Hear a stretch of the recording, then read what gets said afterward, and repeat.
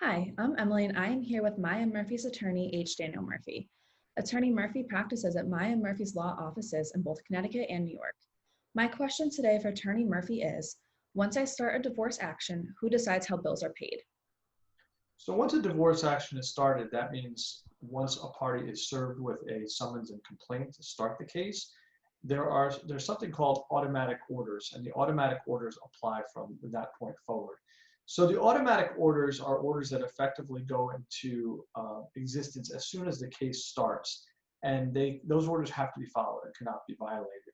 Those orders essentially say that the status quo remains. Now, some of those orders relate to custody. For example, neither party is allowed to remove the minor children from the state of Connecticut without written consent, or if the parents live apart, the orders say that the children are directed, or the parties are directed to facilitate communication between the children and both parents that's consistent with the habits of the family at that time. But there are also financial orders, and those are ones that are most often misunderstood or questioned. Those orders say that neither party shall sell, transfer, exchange, assign, remove, or in any way dispose of any property without the other party's consent in writing, except in the usual course of business, or for customary and usual household expenses, or reasonable attorney's fees.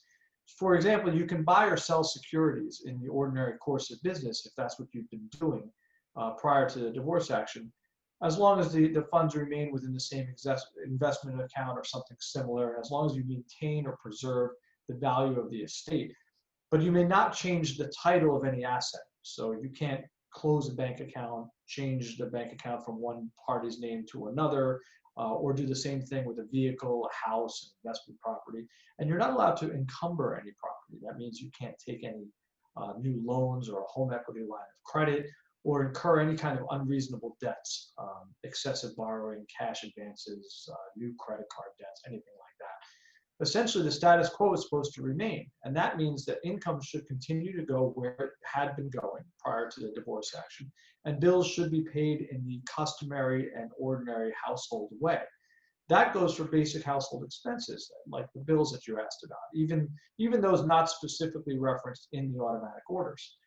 So, and also, neither party shall change the beneficiaries of any life insurance policies, and they have to maintain life insurance, automobile insurance, and those types of bills, homeowners insurance, renters insurance. They have to remain in full force and effect. So the automatic orders do touch those, although there are other things that fall within the umbrella of the order that aren't specifically referenced. So a failure by one party to continue to pay bills in the way that they were previously paid could result in motion practice, a motion for contempt and additional court orders. And a court would have the power to issue sanctions in that regard. And the sanctions could be anything from compelling a party to pay certain expenses to awarding attorney's fees for having to prosecute a motion like that.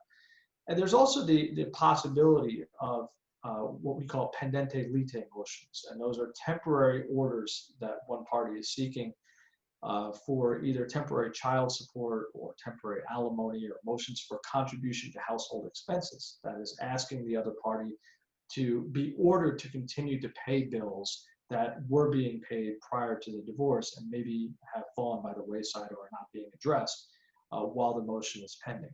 So these kinds of motions take time, and they cost money, obviously, and they cost attorney's fees. And ordinarily, even with lawyers involved, it is best to find a way to craft an agreement that makes some sense for the parties. So generally, you should remember that once a divorce action starts in Connecticut, from a financial perspective, certainly things should remain as close to the way they were prior to the action being filed as possible. And if you need to do something differently, then you either need to have a written agreement or a court order related to those household expenses or those bills. In all cases like this, if you have any concerns about the automatic orders or about some interim bills that are either not being paid or not being addressed in some fashion, you should certainly speak confidentially with an attorney that either protecting or advancing your rights in that regard.